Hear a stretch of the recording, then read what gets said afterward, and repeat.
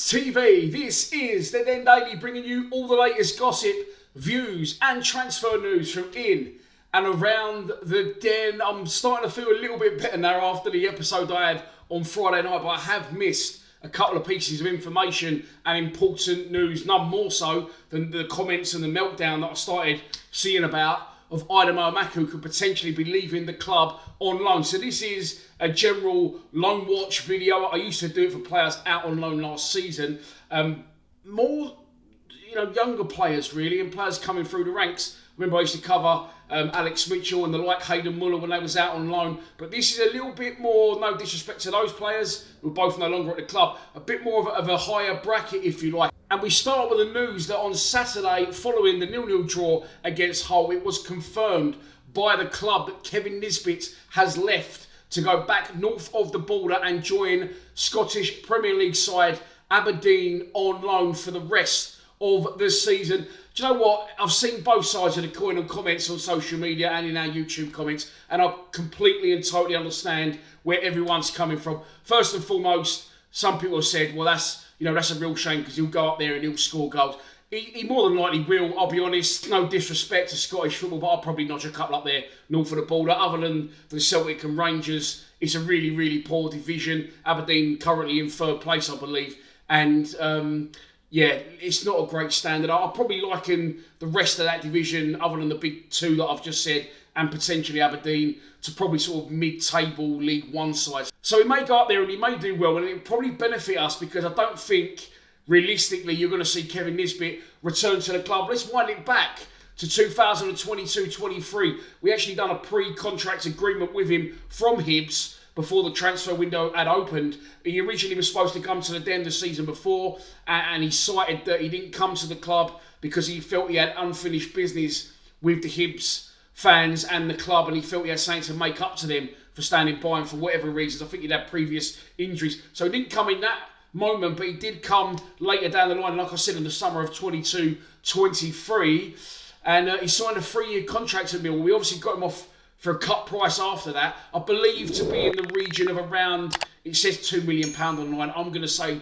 slightly lower than that. And as I said, he signed a 3-year contract with the Lions. So he's still got 2 years to run on that contract. And as I said previously, I think it will be very beneficial for us if he does go up there and score goals, so we can try and recoup some of the investment. Someone said in the comments the other day, I think I've already mentioned this as well, that, well, you was well excited when Nisbet turned up, and I was. I completely accept that I was. I'm excited every time we sign a new player, especially one that scored that many goals. Yes, it's north of the border, and there is always that question of can they make it in the big leagues down the other side, south of the border. And I think we've had a bit of previous with that, haven't we? I remember obviously Alex Ray, my favourite all-time player, that red shirt I've got behind me there, the Captain Morgan one, is signed to me from him from when I interviewed him years and years ago at the Den. So a brilliant Millwall player, but other than that, the Scottish four stands out to me there. Hartley, Sinclair and Crawford.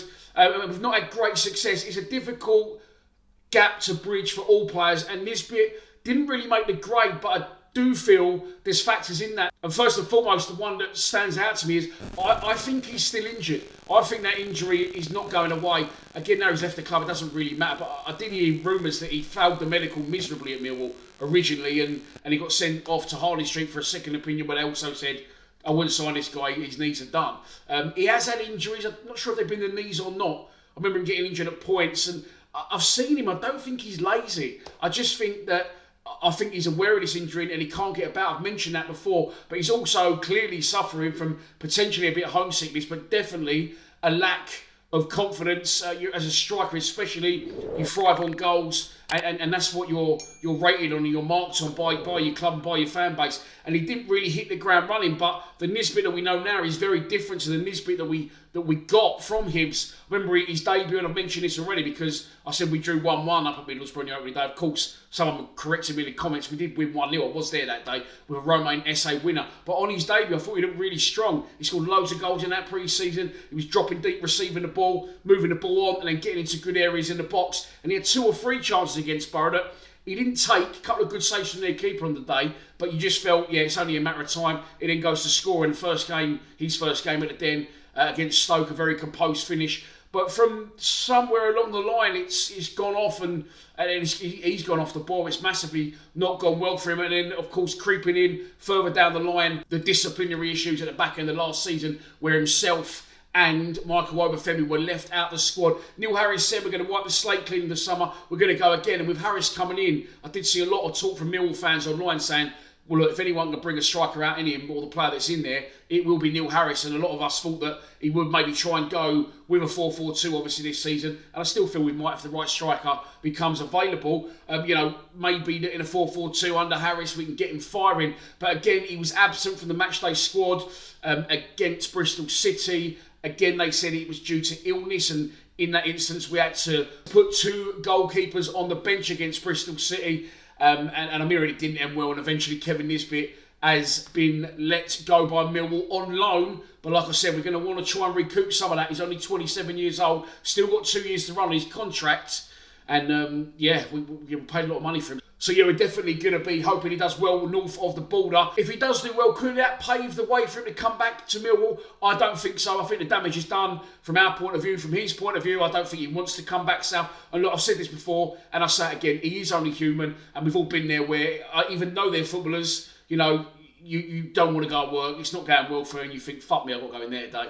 And I think he's probably at that stage. So hopefully he goes up there, and I really hope he does well. He was a substitute late in the day for Aberdeen yesterday when they won 2-0, come on for the last 10 minutes or so. Didn't get on the score sheet, but he's only on the pitch 10 minutes. So I genuinely wish him all the best. You've got to look at it in terms of investment. It hasn't worked out, this business deal, and hopefully now we need to try and recoup something. So get him up there, get him scoring goals, and try and get something back for him in the summer. It also frees up a bit of wages now for someone potentially to come in. There's still talk of Coburn, and I've heard some whispers of Lyndon Dykes as well, but we'll save those videos if and when they happen next week. So that's a loan that's definitely happened, a loan that could potentially be happening, that everyone's absolutely losing their marbles over, is Aidomo Emakhu has broken yesterday in the Irish press. This guy is a journo and he works for the Irish Mirror, and he's saying that Millwall will reach a decision this week on Aidomo Emakhu, whether to loan him out for the whole season, the rest of this season. Obviously, we're only 3 games in, league games in.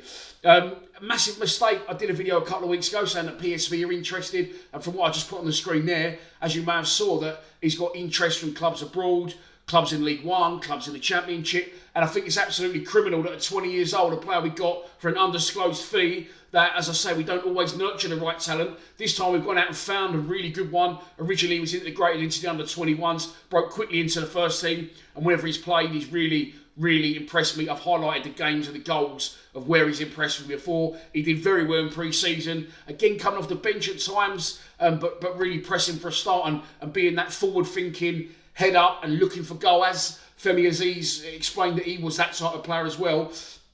So with Aziz coming in, again, there's a big thing about Emakhu's position. Is he a striker?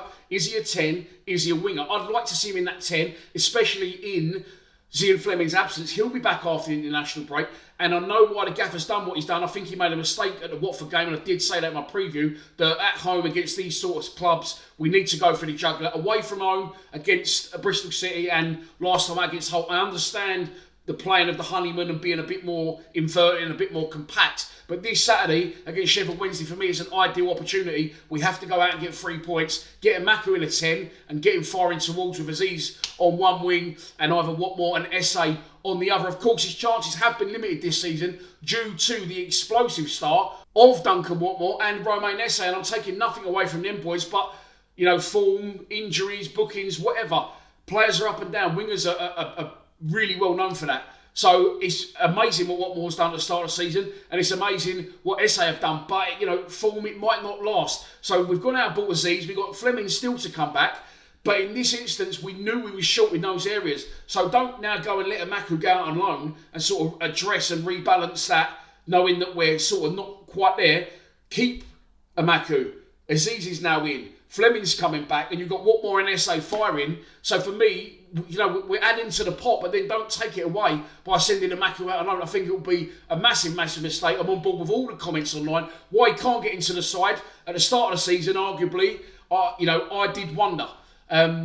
Now, again, current form, you can't really argue. He can't get in front of Watmore or Esse, and they currently scored 5 goals between them, and arguably been our best players so far this season, definitely our most effective players so far going forward this season. But for me, with Fleming back after the international break, I think it's an ideal opportunity to put Emakhu in a 10, 100%. I think, in my personal opinion, that's probably his best position. As I said before, he's got man of the match at White Preston by playing up front. He does predominantly come off the bench as an impact player for us and come in from wide left. But I would absolutely love to see him through that middle against Sheffield Wednesday. I definitely think it's the way to go. I'll bring you more on that if it happens. I hope it doesn't happen. And I hope that is sort of a little bit of a wake-up call for Neil Harris. And he goes, you know what, fuck me, it's time to give this kid a run. I get why he thinks he's an impact player. But again, let's not go 2-0 down to Watford. Let's not go 2-0 down to Bristol City before we kick in, especially at home. Let's go for Sheffield Wednesday on Saturday. Yes, they won the opening game 4-0, but then they lost their second one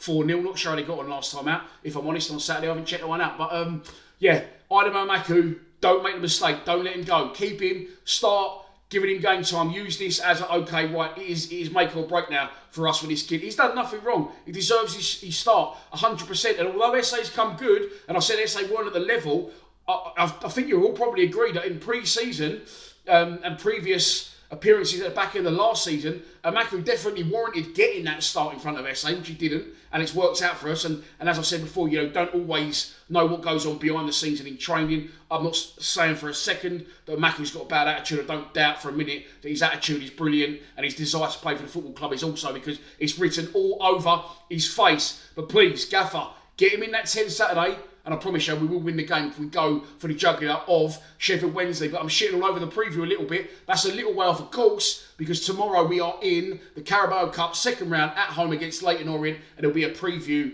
out for that later. But for now, the news in this video: Nisbet gone on loan until the end of the season. Probably won't ever return to Millwall Football Club. And Aidomo Emakhu, there's rumours he could be following him out the door in SE16. And for one final time, please, Gaffer, do not let that happen. Please subscribe to Lions TV. Come on, you Lions.